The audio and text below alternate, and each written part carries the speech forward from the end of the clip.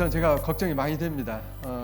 우리 저기 교화 부원장님께서 아까 이 단조직을 대종사님께서 천명하신 그 어떤 우리 원불교의 정체성을 살릴 수 있는 가장 핵심적인 어떤 조직으로 이렇게 말씀하시고 이것을 활성화에 대한 깊은 애정을 표현하셨는데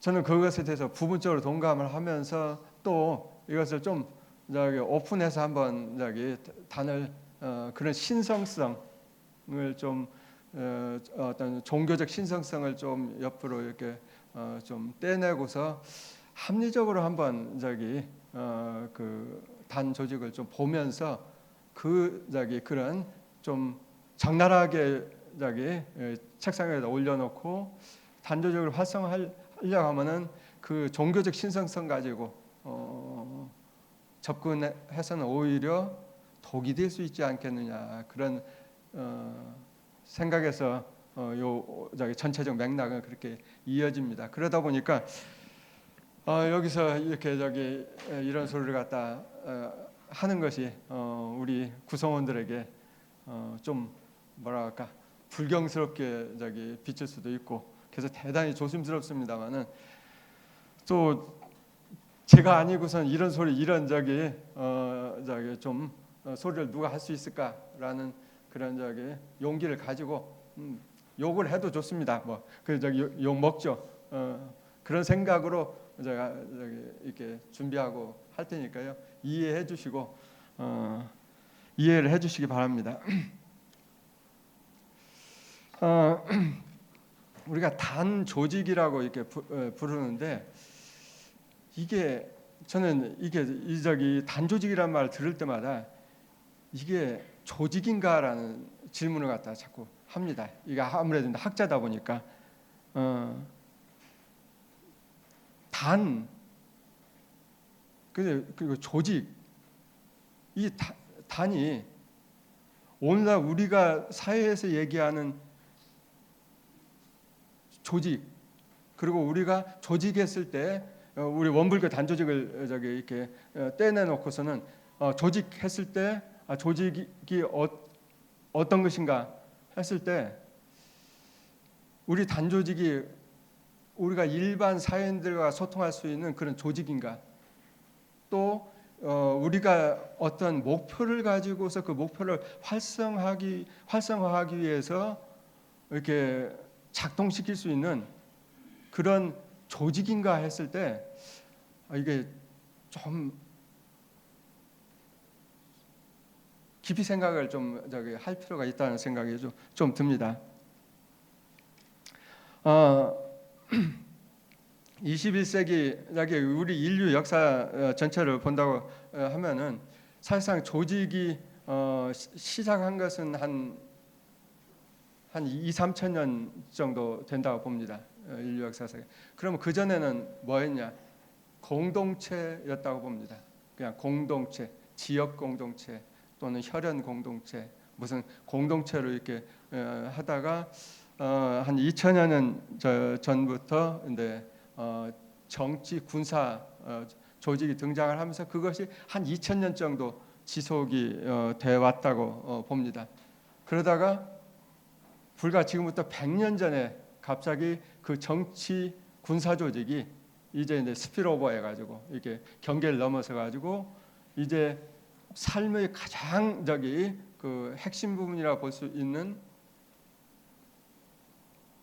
경제 쪽으로 들어갑니다. 그 전에 저기 경제 활동들은 공동체에서 일어났지 조직에서 일어나지는 않았었습니다. 그냥 마을에서 그냥 공동체에서 혈연 공동체, 지역 공동체에서 그냥 저기 일어났지 조직이 아니었었습니다. 그런데 이제 20세기에 들어와서 갑자기 이 경제 활동에 조직이 들어오면서 이 조직이 폭발을 해가지고 불과 100년 사이에 지금은 농촌까지도 조직으로 저기 그래서 저희가 저기 시골에 다니면서 농업 회사란 것이 있는데 그래가지고 농업 회사에 이렇게 가입을 하지 않으면 아무것도 못 하더라고요. 그 정도로 공동체마저도 이제는 조직 속으로 들어갈 정도로 이렇게 조직이 아주 폭증한 사회. 인데 이미 들어갔다고 봅니다. 그러면 이 조직 사회로 들어갔으니까 그럼 공동체는 의미가 없느냐? 이 공동체와 조직은 인간 삶을 지탱하는데 중요한 두 축이라고 봅니다. 장구한 세월 동안 공동체로 인간들이 살아오다가 이제 조직화되기 시작하면서 이것이 이제 점차 효율성을 지니기 시작을 하고 그 효율성이 이제 처음에는 군사 정치 조직으로 해가지고 그 효율성이 한 2000년 이상 지속되다가 이제 경제 쪽으로 이제 그 옮아가면서 이제는 모든 사람들이 그 삶을 이 조직으로 이제 이렇게 조직하는 조직 속으로 이제 끌어들이는 그런 상태가 됐는데, 그럼에도 불구하고 공동체와 이 조직은 두 가지가 중요한 인간 삶의 토대가 되고 있습니다. 조직은 일 중심입니다. 어쩔 수 없이 일 중심입니다. 목표를 놓고서는 그 목표를 놓고 그 업무를 갖다 분할하고 그 업무를 갖다 수행을 해서 그것을 갖다 전부 오거나이징 해가지고 결국 하나의 목표를 갖다 달성하도록 각자 분업해가지고 이렇게 쭉 엮어져 나가는 것이 조직의 대체적인 원리라고 본다고 한다면, 근데 여기에서 가장 큰 문제가 일이 있고 사람이 없습니다. 이 조직에서는. 근데 우리가 이 조직이라는 게 궁극적으로는 사람이 만든 것이고 사람을 위한 것인데 사람이 어디 갔느냐? 근데 조직에 들어가면은 사람은 제껴지고 일이 최우선시 돼요. 그러니까 인간 소외 문제가 아주 심각한 문제가 등장을 합니다. 여기에서 인간 문제를 갖다 담아낼 수 있는 것은 공동체예요. 그것이 그동안은 그냥 자생적 공동체로 이렇게 살아왔는데, 이제는 공동체가 너무 붕괴되어 버리니까 이제는 살려내야 될 공동체로 되어버렸어요. 절박하게 우리한테 필요한. 그래서 조직 내에서도 이제는 공동체를 갖다 만들어야 되지 않겠느냐. 일반 사회에서도 자연 공동체인데 다 사라져 버렸으니까. 마을도 있는데 막 아파트 이런 데서 무슨 마을이 있습니까? 막 지역이라고 같이 모여 산다고 해서, 그전엔 같이 모여 살면 그 자체가 공동체였는데 지금은 같이 모여 살아도 이건 공동체가 아니어버려요. 그러니까 이제는 공동체를 회복하려는 노력들이 무진장 일어나죠. 근데 막 만들어서 이제 공동체를 회복하려고 하죠. 뭐 취미를 중심으로 해서 무슨 뭐 어떤 하여튼 여러 가지 끈을 통해 가지고 그 공동체를 갖다 이렇게 회복하려고 하는데, 거기 핵심은 인간입니다. 조직에서 배제된 인간을 끌어안아주고 살려낼 수 있고 담아낼 수 있는 곳이 어디냐? 이건 공동체밖에 없지 않느냐? 그래서 이 두 가지가 조화를 이루어야 되는 것이 이게 아주 우리에게 정명인데, 이 사회는 조직적으로 자꾸 가고 있죠. 그냥 조직적으로 계속 줄다름하니까 이 공동체에 대한 절박감이 우리에게 굉장히 다가오고 있습니다. 저는 아까 이제 서두에서 단이 조직이냐라는 질문을 갖다 하면서, 단이 조직보다는 단에게 공동체 성을 부여를 하면 이게 훌륭한 그 가치를 지닐 수도 있을 텐데, 단을 갖다 자꾸 조직적으로 해서 업무를 부여하고 업무 효율성을 기하고 어떤 목표를 달성하기 위한 수단으로 자꾸 단을 갖다 자꾸 설정하다 보니까 우리가 좀 헷갈리고, 저는 머리가 복잡합니다. 이게 이해가 잘 안 돼가지고 헷갈리는데, 우리 뒤에서 얘기도 하겠습니다만은 우리 단 조직을 단 조직이라고 하지 말고 단 어떤 공동체, 그렇게 명칭 부르기는 쉽지는 않겠지만 그런 사유를 갖다 한다고 한다면 우리 교단뿐만 아니라 사회에서도 중요한 어떤 방향을 제시할 수 있는 그런 리더가 되지 않을까 그런 생각들을 좀 해봅니다. 뭐 말씀드린 얘기입니다만 이 조직 속에 들어가면은 인간 소외 문제가 아주 심각하게 되고 거기는 인간적 요소가 가능하면 배제되고 오직 일 중심으로 부분 인격적으로 이렇게 만남이 이루어지고 그러니까 심각한 인간 소외 현상에 직면하는데 공동체는 전인격을 가지고 목표가 어떤 면에서 없습니다. 형식적 목표가 없는데 그냥 인간적 만남 그 자체, 너와 내가 만나는 거, 계급장 다 띄고 뭐 지위 다 띄고 어떤 목표 다 내려놓고 그리고 인간과 인간 전인격이 만나는 장, 이것이 절실히 필요한데 이것은 공동체이고 원불교 조직 내에서도 이게 교정 조직이라든지 이런 쪽에서는 그거 담아내기 쉽지 않다고 봅니다. 그런다면 우리에게 이 단이라고 하는 훌륭한 그런 것이 있는데 여기에 공동체성을 갖다 부여할 수 있는 방법들을 갖다 우리가 연구를 한다면 중요한 어떤 활로를 찾을 수 있지 않을까 그렇게 생각을 한번 해봅니다. 그냥 조직에 관해서 조금 한번 더 부연 설명들을 좀 한번 해보도록 하겠습니다. 100년 전에 조직이 그 군사 조직, 정치 조직만 있다가 이제 경제 가 이제 자본주의가 등장하면서 급부상을 하면서 그 경제 활동도 초반에는 그 공동체적 그 조직이었습니다. 거기서 사람들이 같이 어울려서 그냥 전인격적으로 그냥 한 식구가 돼가지고 일을 합니다. 예를 들면 이제 조직의 폭발 현상을 가져온 것인데 포드라는 자동차 회사인데 포드가 이제 전면에 나오기 전에 포드 같은 이런 회사들이 어떻게 했냐면 자동차를 갖다 이제 생산을 합니다.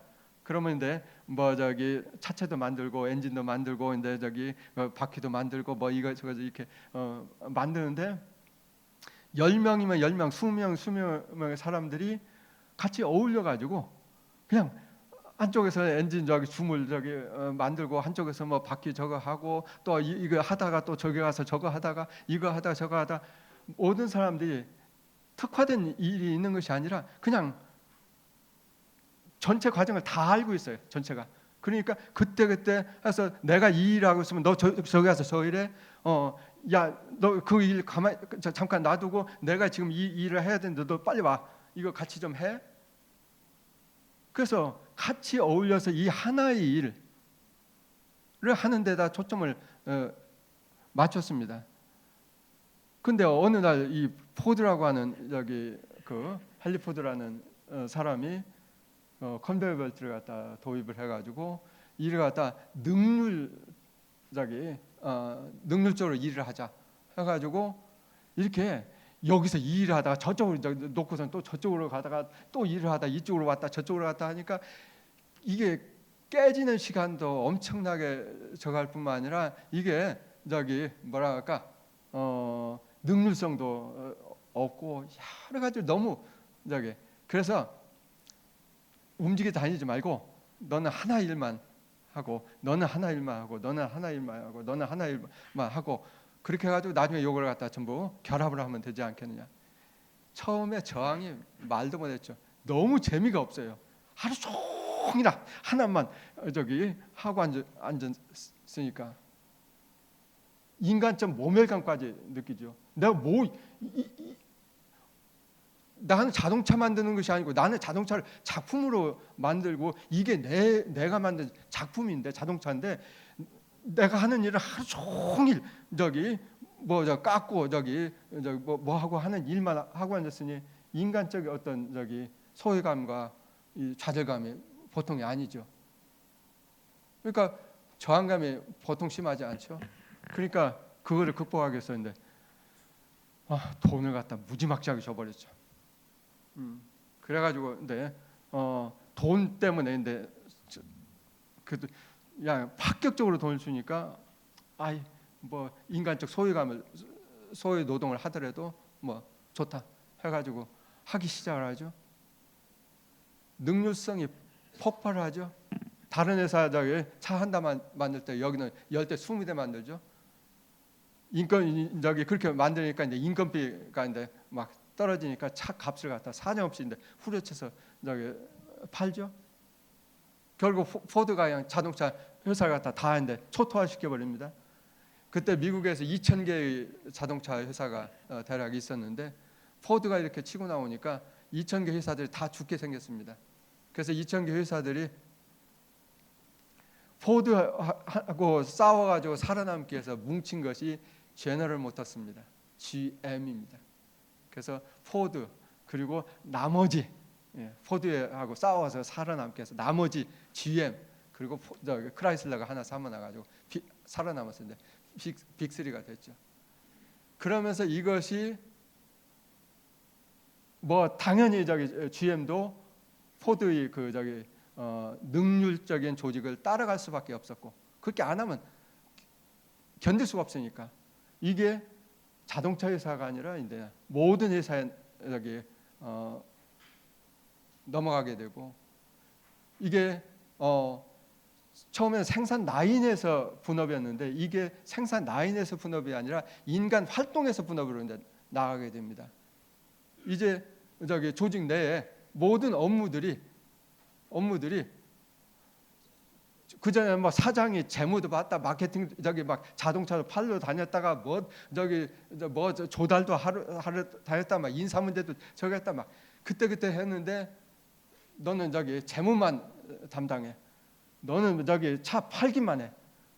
너는 저기 뭐 원자재 조달만 해. 해가지고 전체 업무가 생산 업무뿐만 아니라 전체 업무가 이렇게 분업이 되면서 그렇게 해보니까 능률성이 뭐 상상도 못하게 증가를 하죠. 이것인데 저기 또한 저기 그 뭐야 경제 조직에서만 이용되느냐? 아니요. 이게 근데 군대까지도 그런 원리를 적용해 보니까 이게 1, 2차 대전을 겪으면서 이 관료제적 조직 원리에 기반한 이러한 생산 및 전투 이 조직화가 이게 경쟁 다른 저기 조직 방식들과 경쟁이 되지 않는다는 것을 다 인정을 하기 시작하면서 지금 전 세계 어느 조직을 막론하고 이런 관료 조직과 같은 이런 조직을 채택하지 않는 곳이 어디가 있나요? 이제 없습니다. 다 채택을 갖다 하고 있는 상태죠.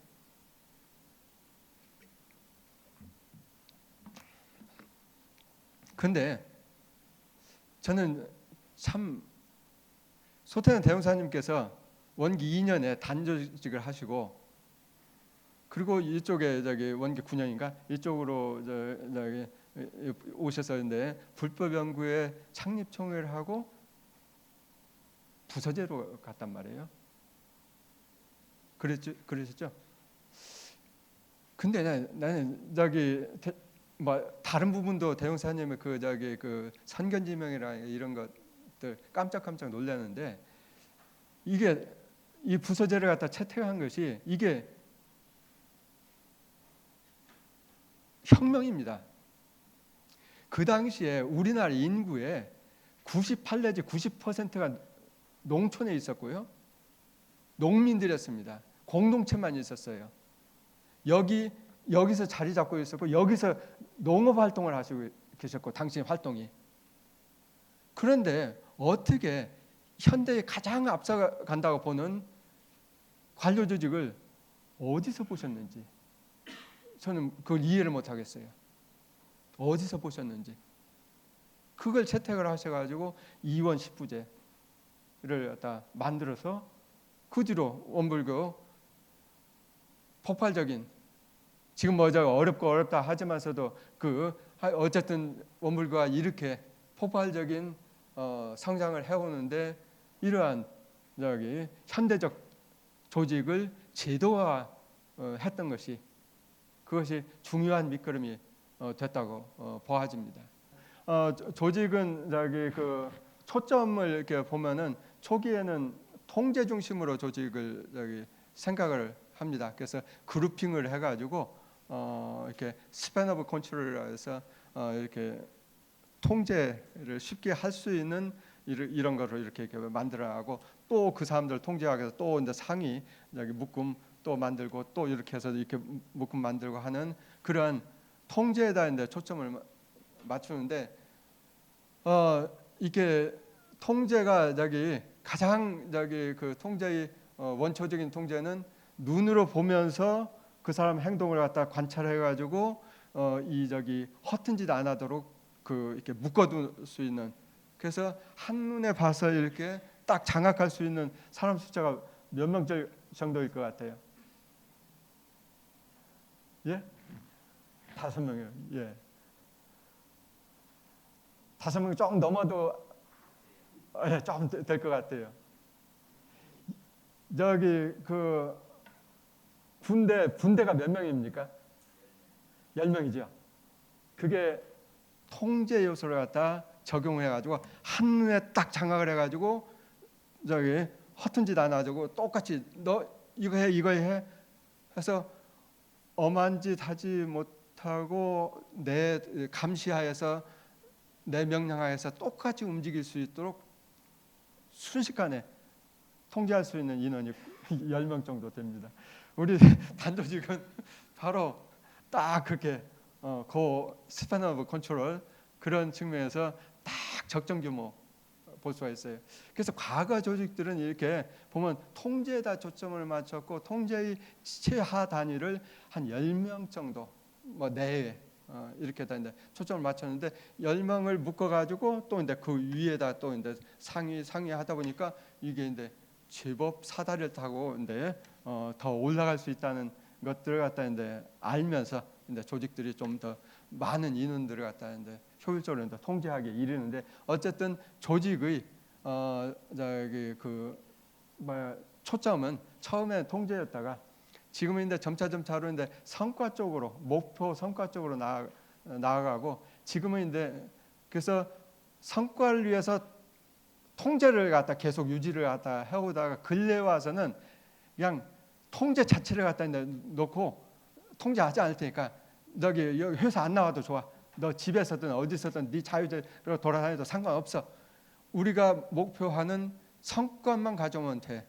그래가지고 조직에서 통제 요소를 갖다 가능하면 이제 좀 이렇게 놓으려고 하는.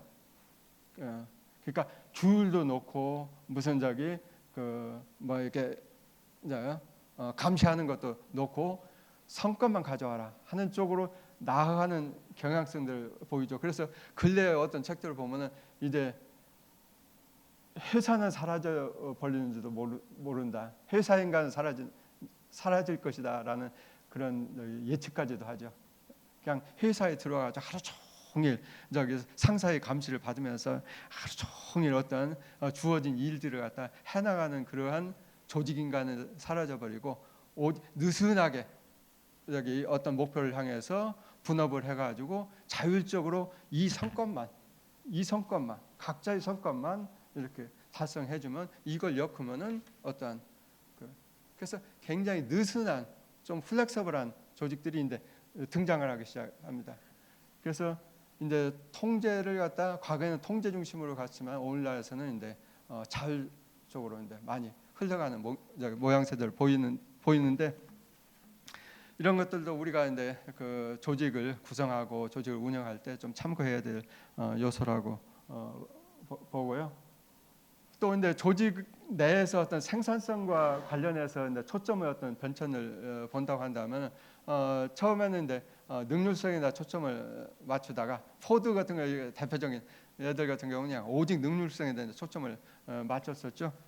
그런데 이제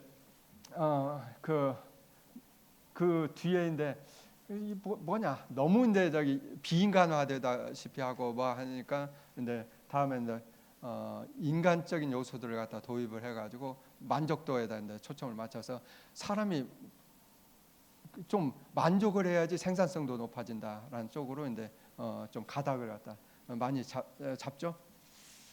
그러다 이제 오늘날에 와서는 이제 환경 쪽에다 초점을 갖다 많이 둡니다. 능률성과 만족도는 조직 내적 원리라고요. 원불교를 예를 든다면은 능률성은 교화라고 한다면은 만족도는 교무들의 어떤 인생 만족도. 근데 구성원 내에서는 이걸 자꾸 얘기를 해요. 근데 환경에서는 교도들은 예를 들면 여성 교육자들 뭐 결혼 문제 요즘 거론이 되고 있는데 이게 우리 안에 있는 구성원들한테는 이게 굉장히 중요한 쟁점이지만 교도들 입장에서는 그건 안 해. 당신들 문제고 내가 원불교를 갖다 원불교 다니면서 나는 이런 것들을 갖다 내가 얻기 위해서 내가 이런 것을 갖다 하기 위해서 이렇게 해서 원불교 온다. 그래서 환경의 요구는 이 능률성이나 만족도와 같은 내적 욕구하고 어떤 면에서 다른 요구들을 갖다 많이 하게 되는데 이게 사회가 복잡해지고 불안정하고 하면 할수록 저런 외부 요구가 안의 요구를 갖다 압도를 하기 시작하고 오늘날에 있어서는 저게 더 강합니다. 저거에 맞춰주느냐 하면은 그 조직은 성장을 하고 살아남고 저걸 환경의 요구에 못 맞춰주면 내적으로 아무리 효율적이라 하더라도 내부 구성이 아무리 똘똘 뭉쳐가지고 막 우리 세상 정말 좋은 세상에 한다 하더라도 환경이 선택을 안 해버려요. 배제를 너희들끼리 놀아 해버립니다. 이게 근데 생산과 관련해서 예를 하나 든다 하면 기술적인 거 하나 예를 든다 한다면 한때 성냥 얼마나 대단했습니까? 성냥이 필수품이었죠. 성냥 막 개발하고 한데 지금 성냥 그 내부 효율성 때문에 성냥이 사라졌습니까? 성냥을 갖다 만드는 공정이 잘못됐고 능률성이 없고 그 안에 직원들이 뭐 잘못됐고 해가지고 성냥이 사라졌습니까? 환경이 더 이상 성냥을 필요로 하지 않기 때문에 성냥은 사라져버리듯 그런 겁니다. 제가 얘가 여기에 적합하지는 않지만 그만큼 날이 가면 갈수록 환경의 요구가 내부의 어떤 능률성과 효율성을 압도한다는 사실입니다. 교도들의 요구가 또는 일반 사회의 요구가 우리 구성원들의 요구를 갖다 압도하는 그래서 조직은 거기에 부응을 할 수 있느냐에 따라서 그리고 권력 구조에서도 이러한 환경의 변화에 따라서 조직 구조도 변화합니다. 맨 처음에 생산 그 기업 조직들 같은 경우는 생산부에다 초점을 맞추다가 근데 사람이 많아지고 그러니까 사람들을 갖다 잘 이렇게 컨트롤하는 것이 핵심적인 아젠다로 등장하니까 인사부, 총무부 같은 데서 패권을 장악을 하다가 근데 뭐 하여튼 그 사이에 단계가 여러 개 있습니다. 하다가 오늘날에 있어서는 소비자들의 욕구를 만족시켜 주느냐 못 만족시켜 주느냐에 따라서 물건이 팔릴 수도 있고 안 팔릴 수도 있고 회사 절단나기도 하니까 오늘날에서는 마케팅 부서가 있는데 핵심을 많이 차지하고 있죠. 그래가지고 회의를 하면은 뭐락 하면은 마케팅부에서 고객이 지금 이것을 원합니다. 생산부는 여기에 맞춰야 돼야 되고 인사 배치 이렇게 해야 되고 재정 여기다 어떻게 투입을 해야 되고 개발은 여기다 저거 해야 되고 이렇게 그래서 이 얘기를 제가 드리는 얘기는 조직은 환경에 따라서 이게 분화되고 하는 생명체이지 한 번 만들어낸 이 골격 구조를 갖다 영구히 막 끌고 가겠다. 이것은 신성성이 부여된 것이니까 이것은 건드리면 안 돼. 이래서는 안 된다는 얘기죠.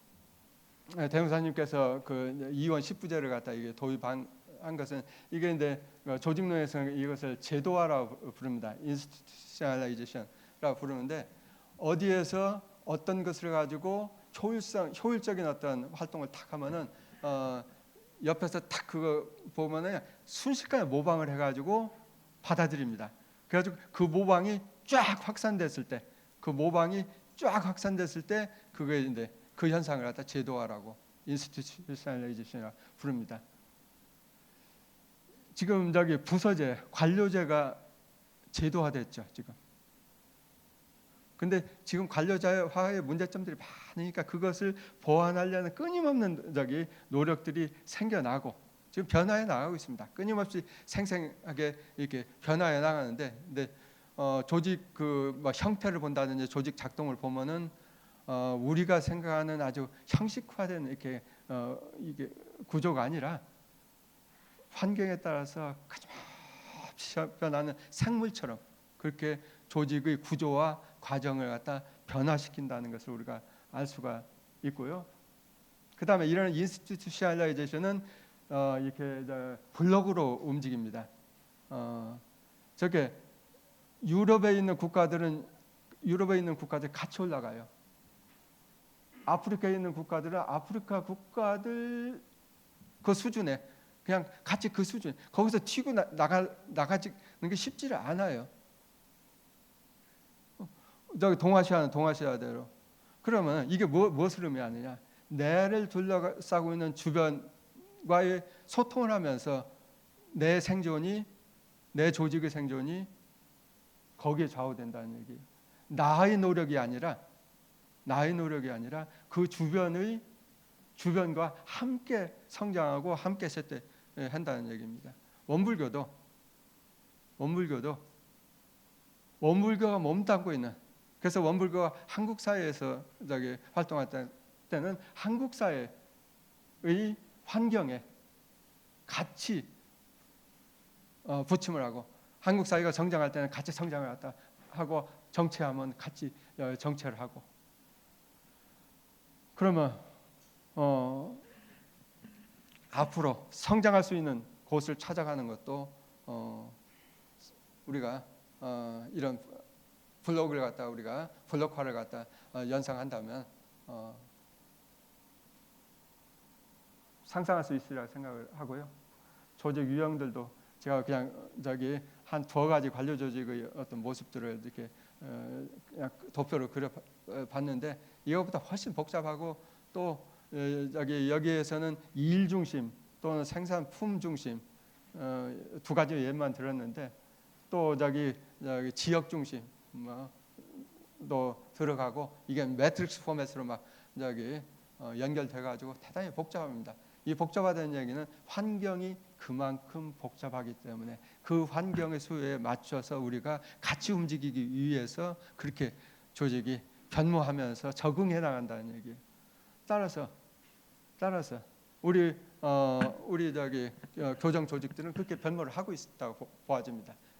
물론 사회의 그것과 어느 정도 부합하는지 하는 것은 우리가 끊임없이 평가를 해야 되지만 분명히 부합을 하고 있습니다. 근데 단조직은 부합을 갖다 하려고 하는 의지보다는 가능하면, 근데 그 원초적인 원래의 그 상태를 갖다, 그 원리를 갖다 계속 유지하려다 보니까 계속 거기에 우리 에너지를 갖다 계속 쏟아붓는데도 왠지 이게 노력에 비해서 크게 활성화될 법도 한데 그게 퍽퍽하게 안 되고 있지 않는가, 그런 생각도 해봅니다. 대종사님께서 원기 2년에 그 단을 갖다 조직하시고 교화의 어떤 조직 원리로서, 그리고 훈련의 어떤 조직으로서 이 단의 어떤 능률성, 효율성을 갖다 천명을 하셨습니다. 굉장히 의미 있는 출발이었다고 보아지는데, 그리고 그것의 어떤 의미를 또 이 시방, 팔방 시방을 응하는 어떤 그런 정신성을 갖다 여기다 부여를 하셨고, 그러다 보니까 이것이 오늘날까지도 이러한 사유가 우리를 꽉 잡고 있는 어떤 구심점 역할을 갖다 지금 한다고 볼 수가 있는데, 그래서 이렇게 이제 방사 조직으로 이렇게 그냥 계속 이렇게 확산돼 나가서 전 인류를 다 교화할 수 있는 그런 조직이 될 것이다라고 우리가 이제 이렇게 믿고 활동들을 하는데, 근데 현실에서는 이게 생각보다 확산이 참 안 돼 나갑니다. 참 안 돼 나갑니다. 이런 유사한 그러한 조직 방식들을 채택한 것을 제가 좀 찾아보니까, 알제리의 그 혁명운동 독립운동에서도 이 단조직 비슷한 형태를 취했더라고요. 지하에서 이제 막 활동을 할 때. 그리고 러시아 혁명 때도 이런 조직 형태를 가지고 있었습니다. 혁명 활동을 할 때. 그리고 동학인데 저포 뭐 이런 조직을 가지고 있었다는 것을 아실 것입니다. 그런데 알제리나 러시아 같은 이런 혁명 조직들이 혁명에 성공했을 때 그 지하에서 활동했던 그 조직을 그대로 유지했느냐? 아니에요. 바로 관료 조직과 같은 이러한 현대 조직들을 채택을 해서 갔다는 얘기예요. 업무 효율성에 이게 인포멀 조직으로는 거대한 현대 사회를 갖다 조직화하기는 좀 어렵다라고 이제 판단했기 때문에 바로 이제 이렇게 공식 조직으로 이제 등장하면은 바로 이제 그걸 갖다 포기를 하는 모습들을 갖다 역사적으로 이제 보이는데요. 그리고 여기서 이제 목표를 교화와 훈련에다 두고 있다는 것을 우리가 좀 알 수 있고요. 정찬종 선생님 때에 이르러서는 2단 치교를 또 강조를 하시고요. 거기다가 이제 직능을 또 말씀을 하십니다. 수의단의 구성원들에게 직능을 이렇게 부여를 해서 이것을 이제 교단 통치의 핵심으로 삼고 공부와 사업 촉진을 대산종사님께서도 2단칙을 이제 강조를 하시고, 좌산종사님께서도 이제 경산종사님께서도 교화단 굉장히 이제 여기 반복해서 이제 강조를 갖다 해오셨죠. 그러면 이제 조직 원리와 또는 원불교 단의 정체성과 관련해 가지고 우리가 원불교 단이 나아갈 방향 어찌해야 될까라는 것으로 좀 매짐을 한번 해보도록 하겠습니다. 첫째, 신성성을 좀 과도하게 부여를 안 했으면 좋겠습니다. 신성성을 부여하다 보니까 이게 합리적인 거기에 의견을 가지는 할 수가 없습니다. 시방을 상응하는 그 조직, 시방이 왜 시방입니까? 천방만방 아니 됩니까? 이게 동서남북이 이게 동이고 이게 북입니까? 이렇게 돌면은 여기가 이게 일리 돌아오는데 위 아래가 어디 있습니까? 여기가 하늘이고 여기 땅입니까? 이 땅 밑으로 가면 여기 어디입니까? 또 하늘이 나오는데요. 이 우주에 어디가 위고 어디가 아래고 어디가 왼쪽이고 어디가 오른쪽이고 어디가 동이고 어디가 서갑니까? 왜 우리가 그냥 이 관념을 그냥 앵무새 저거 하듯이 딱 틀 잡으면 시방하면 시방, 그냥 우주는 시방, 왜 이렇게 고정 틀로만 딱 합니까? 이것은 오히려 대종사님께서 단에서 이렇게 2원 10부제로 딱 그냥 가시는데, 대종사님께서 오늘날 오신다 한다면 단조직을 갖다 어떻게 생각할지 저는 모르겠습니다. 단을. 그래서 단을 아까 얘기한 공동체성을 갖다 부여하는 어떤 것으로 우리가 단을 갖다 활용한다고 한다면 이게 굉장히 훌륭한 관료제가 가지고 있는 문제점을 갖다 극복할 수 있는 매우 훌륭한 것인데 조직이 하다 보니까 이게 교정 조직을 갖다 대체하려고 하는 끊임없는 노력을 하고 이게 근데 현재 교정 조직은 대체를 못 하니까 근데 예비교육자들 거기에는 자꾸 막 그걸 막 끌어넣고 그래서 한번 보십시오. 그 안에 어떻게 하고 있는가. 이게 참 어정쩡해요. 그러니까 신성성을 좀 걷어내고 목표에 있어서 교화, 훈련과 같은 위에서 부여한 그러한 목표로 이 단조직을 자꾸 이렇게 밀어붙여서는 어떠면서 안 된다고 봅니다. 교무는 교무, 교도는 교도 각자의 니드에 따라서 다양한 조직들을 갖다 이렇게 조직할 수 있도록 허용을 하고 그리고 어떤 성격에 따라서는 10명이 적합할 수도 있지만 어떤 따라서 어떤 것에 따라서는 1000명, 10,000명도 같이 하나의 단으로 활동할 수도 있고 이런 것들에 대해서 우리가 열어야 되지 않느냐.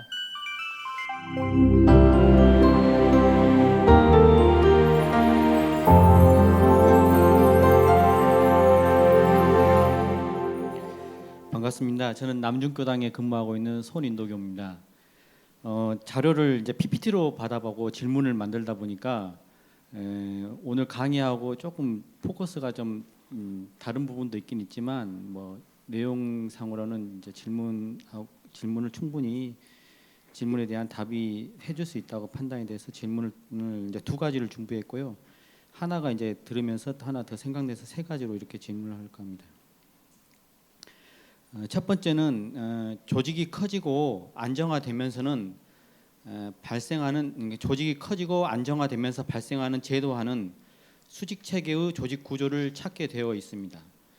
또한 공동 구성원의 이념이 뭉쳐진 공동체 개념은 수평 체계의 조직 구조를 또한 가지고 있어서 양쪽이 서로 상반된 구조를 갖고 있습니다. 근데 현재 교단은 교정원의 행정체계, 그러니까 행정체계, 즉 말해서 교구제라든지 지구제를 먼저 그려놓고 교화단의 2단 치교 의미를 부여하면서 조직의 선후관계가 바뀌었다고 저는 판단해 봅니다.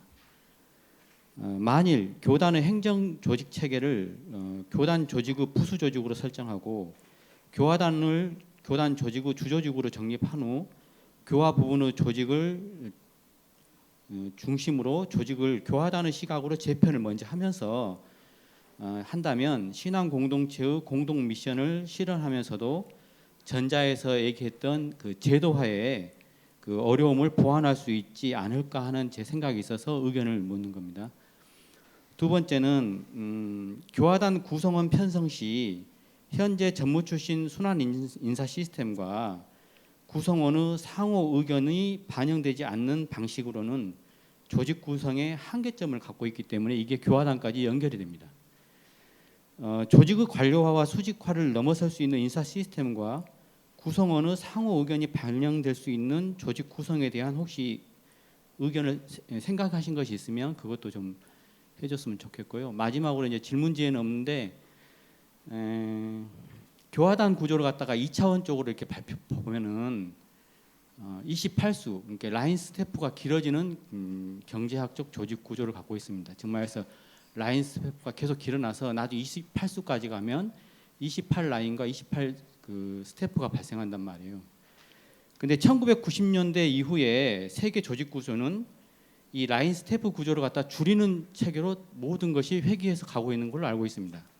그래서 여러 가지의 조직 체계가 그동안에 탄탄했던 그 조직 체계가 셀 조직 체계라든지 아니면 그 되도록이면 팀별 조직 체계로 가져가서 이 모든 라인을 줄이는 체계로 가고 있는데 저희가 현재 그 교화단의 구조를 갖다가 이런 방식으로 바라보고 있는 것이 아닌지라는 정말해서 저희가 지금 생각하고 있는 일반적으로 교무인들하고 대화하다 보면은 생각하고 있는 구조를 바라보면은 28 라인이 생기기 때문에 아까와 얘기했던 같이 합리성이냐 신성성이냐의 문제에서 이것은 28 라인이 발생하는 순간 신성성으로 가게 돼 있어요. 구조가 합리성으로 갈 수가 없단 말이죠.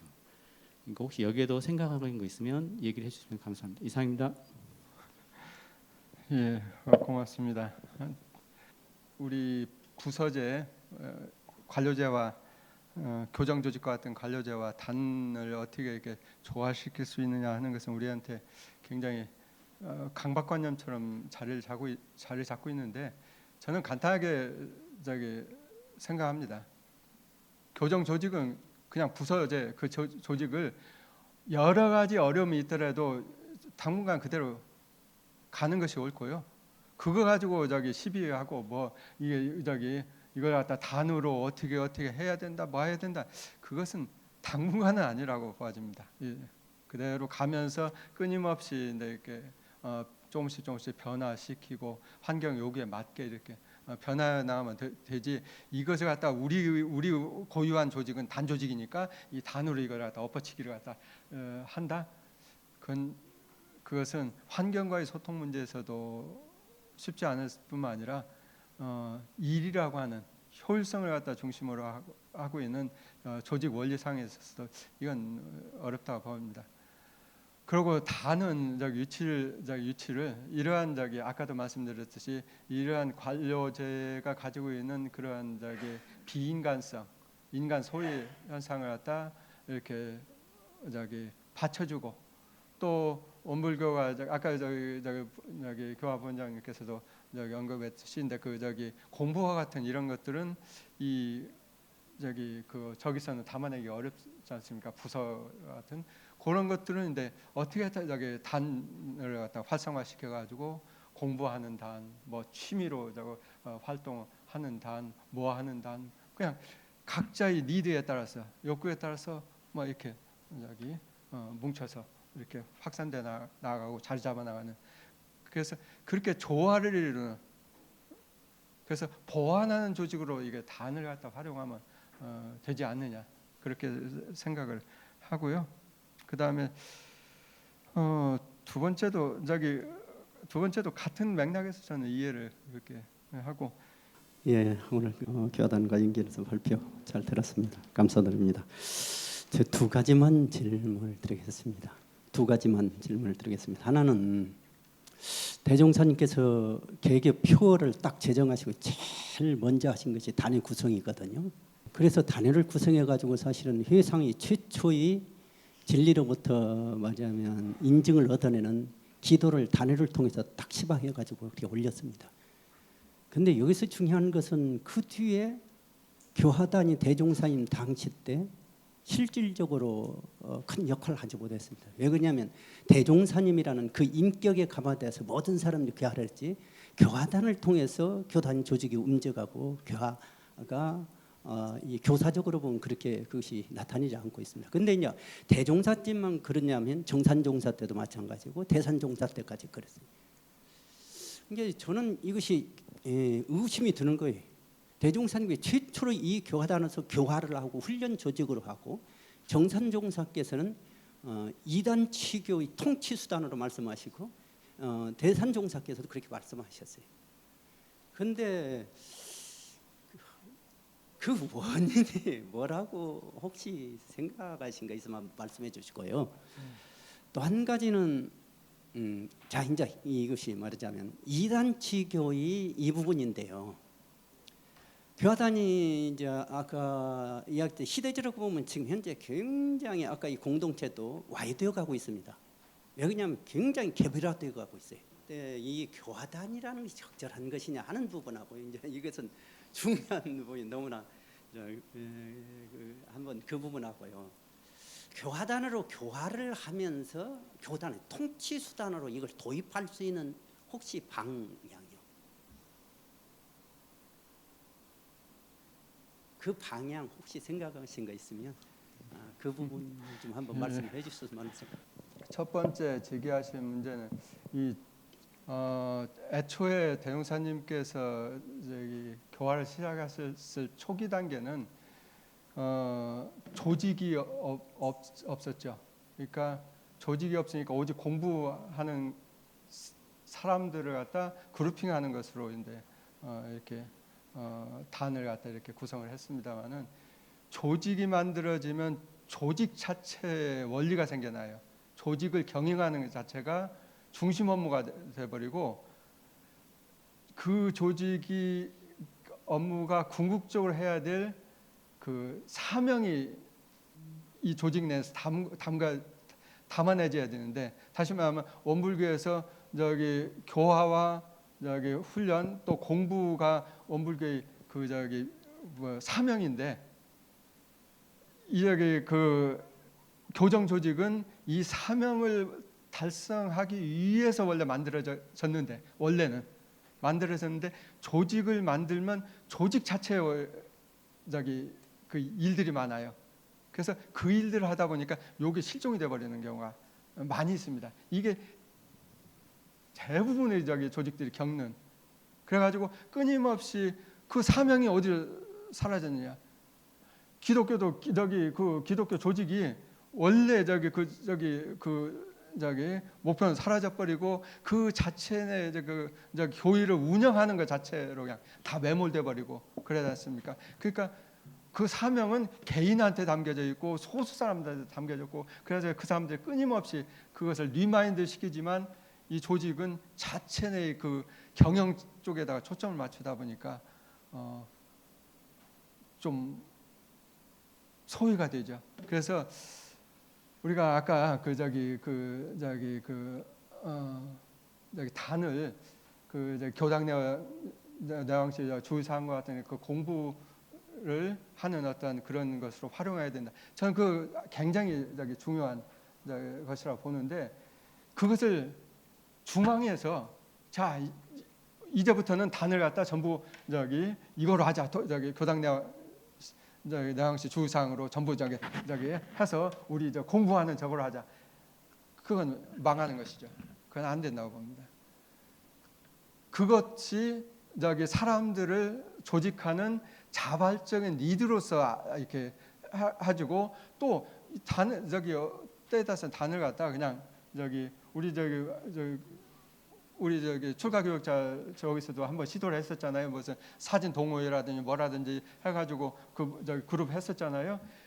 그 니드들을 갖다 살려서 이것을 갖다 그걸 확산하는 쪽으로 하면서 또 공부 쪽이라든지 이런 것들을 갖다 밑에서 부흥시키도록 이렇게 해야지, 위에서 형식적으로 모든 게 똑같은 원리로 이렇게 부여를 해가지고는 그것은 살아남기 쉽지 않다. 이제 그것보다도요. 아까 9년에 지금 그 창립처럼 행정 도입했잖아요. 네. 근데 행정은 조직화되면서 강화되고 교단이 그 부분은 체계가 완전히 그쪽으로 잡혀갔단 말이에요. 네. 근데 실질적으로 교화 조직은 통치 조직으로 말씀하셨는데도 오히려 퇴보를 하고 거의 마냥 그러니까 그게 안 된다는 얘기죠. 기능을 발휘하지 못했단 말이에요. 그게 안 된다는 얘기죠.